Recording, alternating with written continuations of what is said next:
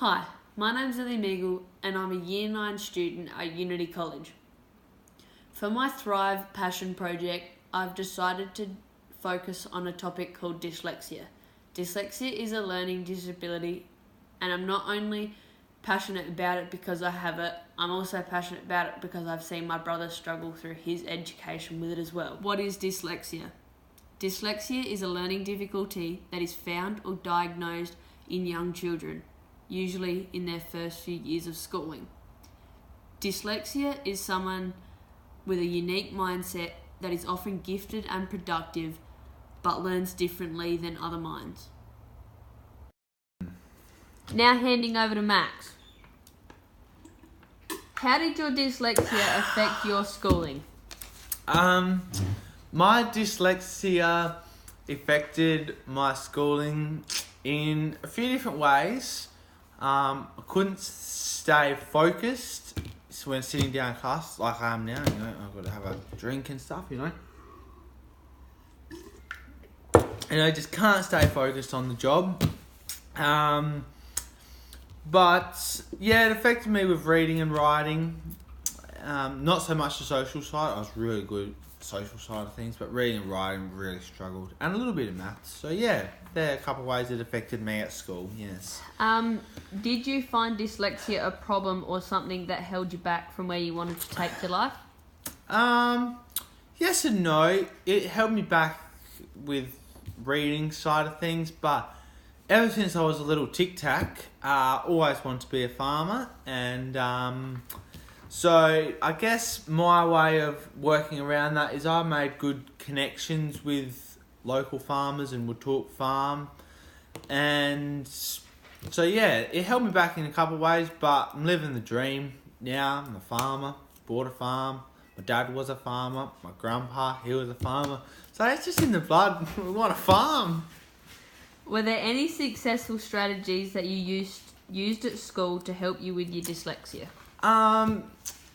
Couple strategies were when we had assignments and tests due, I would get the teacher or another SSO at the school to come and read it out to me, or she would scribe for me, and also my mother and my grandmother also did that at home with assignments.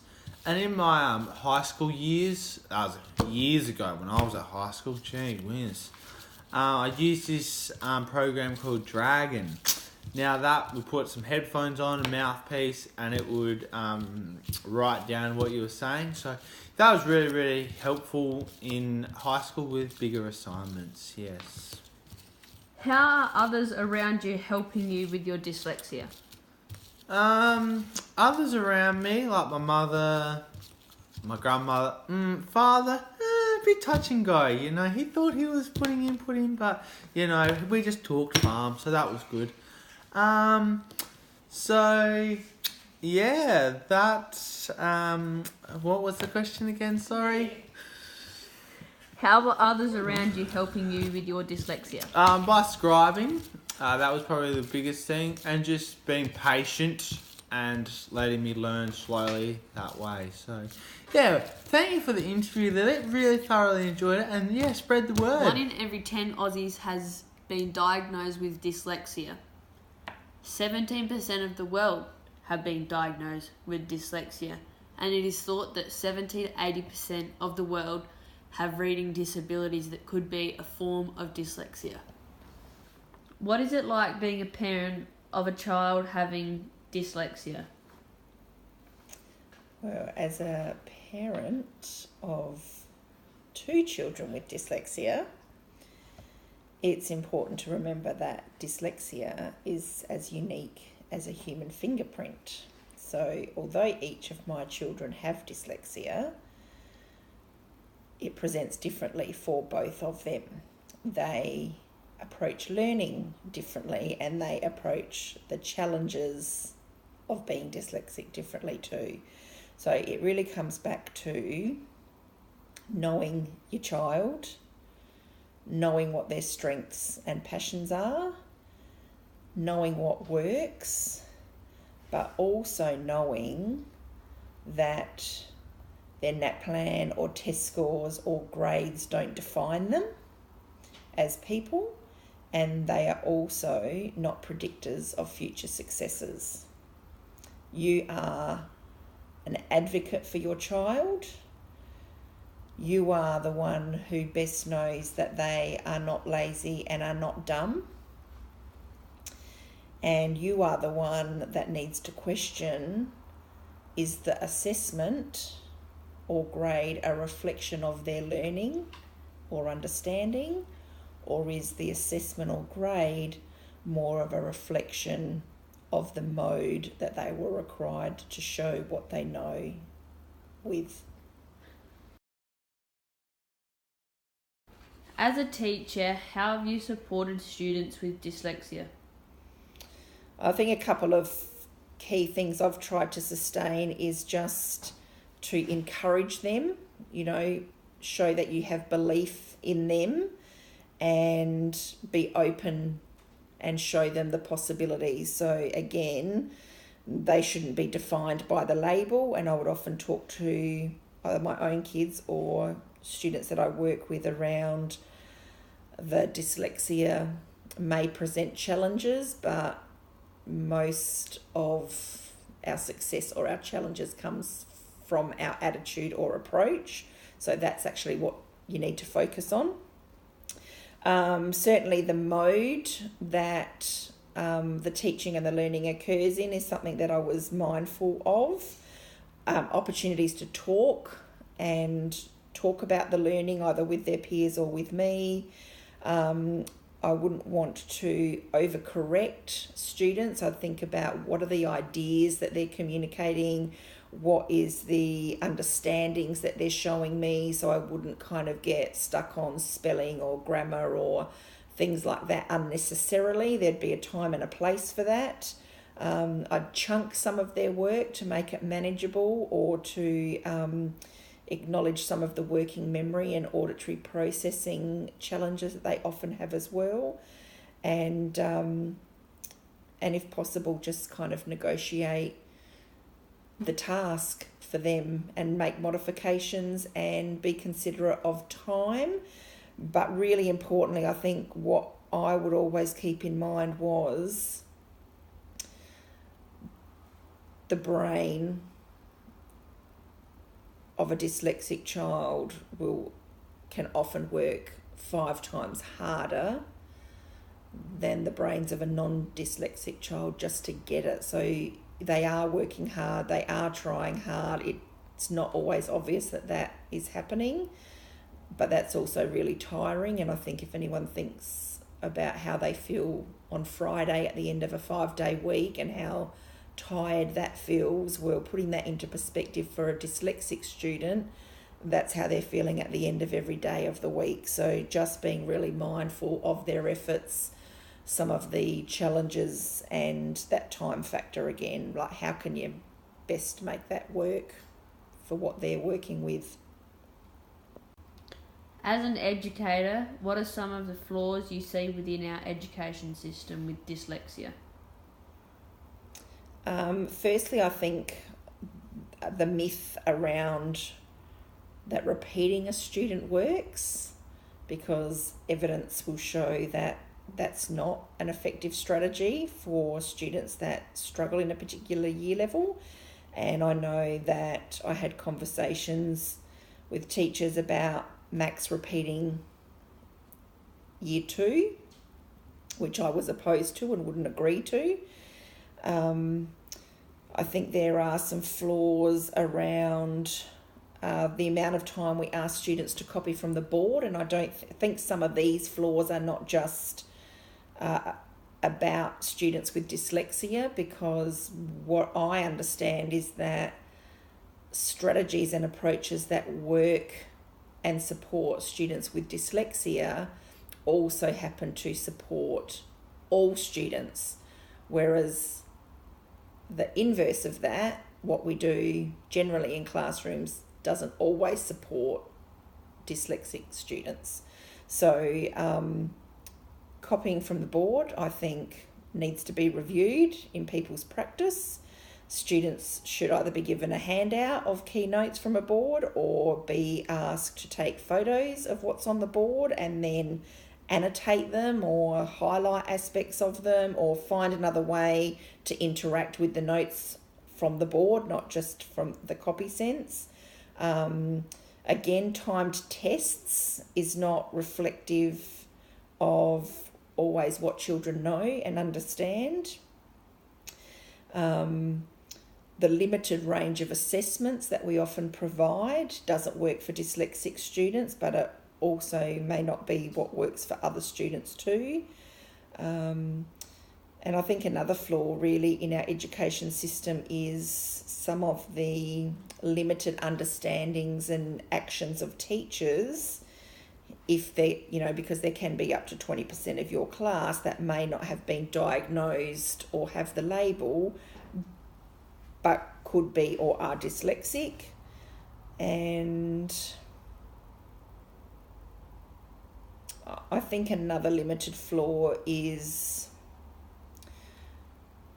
again, just around the range of ways students are able to show what they know, can do, or understand. I think that's really, really limiting, and I think that comes through in our standardised tests as well. What are some strategies you use to help your child with dyslexia? So for Max in year 3, when he brought home a narrative piece that he'd written, I just asked him to speak the narrative because his opening sentence was quite basic and was more reflective of year 1. So it was like, one night there was a big storm, and when I asked him to tell me what he really wanted to write, he had lots of interesting vocab, but did explain to me that he was worried about how to write all those big words and spell all those big words. So probably from that point, just had a lot of opportunities with him for him just to talk through his thinking and to share his understandings, and for us maybe to scribe some of the key words or scribe altogether if it wasn't based on actual English and writing, but scientific concepts. And so scribing was a key strategy that worked for Max. Also with reading, I know that when he was in year 5 and year 6, that I would often read the chapter books that he was reading in class as class texts and record them on an iPod so he could just read along with that and hear fluent reading and focus more on the content of the book and his comprehension of the author's message and intent, and not get stuck on all of the decoding and the frustration that would bring. I did lots of programs with him and just set an expectation that he would succeed, acknowledged that it wouldn't be easy, and that in some circumstances that success would need to look different than it did for other people in his class that he was able to see. As an educator, what do you think needs to happen in our education system to support our students with dyslexia? I think there's a couple of accommodations. So we need to give students access to audiobooks and note-taking apps, and we need to reduce their homework, again acknowledging how tired they are just at the end of the day of managing what they've needed to manage through the school day. Encouraging either text-to-speech technology for them or offering a scribe. Again, I know from a personal anecdote that when my son was in year 9, his science teacher rang me to talk about his dismal outcome with a science test. They explained to me that he'd received 8 out of 32 on this science test. And again, my question was she confident that was a reflection of his scientific understandings, or was that a reflection of the challenges he deals with reading and writing? So we agreed that she would send me a copy of the test, that I would do it orally with him, purely just as let's find out and see. That literally took us 10 minutes to do, and he wasn't pleased about it, but I asked him to humour me. We did the test. I emailed it back to the teacher. She remarked it, and on his second oral taking of the test, he got 28 out of 32. So he pretty much went from a D to a B just because the mode of assessment was different. The questions were not different. The scientific understandings were not different. It was the mode that was different. And we'll have the same kind of anecdote with Year 10 history. When things needed to be presented in written form, he would pretty much sit on a D. At one point, he did an oral presentation on Vikings and ended with a B+, and his teacher was like, I don't know who this new student was that was in class. So I think the mode is really important. Students knowing themselves how they not just best learn, but best show what they know, can do and understand is really important for them to be supported in making sense of and applying. I think we need to permit them to make oral recordings. So if a teacher's giving instruction or direction or feedback, for them to make use of the technology in their phone and make oral recordings of that. Because again, if we're expecting them to put all of that in their working memory or do some note taking about it, when both of those things are challenges for them, if they've got an audio recording of the key points or the key instructions and they can go back and re-listen or listen to the part that they need clarification on, then that again is an accessible tool that's supportive of them. I think what would help would be if teachers watched outside the square, if they read The Gift of Dyslexia, if they learned through things like Twitter or conferences, and if what they watched, read and learnt, they could put something into action and then just notice the difference that it makes for those students over time, and not just for the dyslexic students, but for other students in their class. I think we would get better outcomes for all students.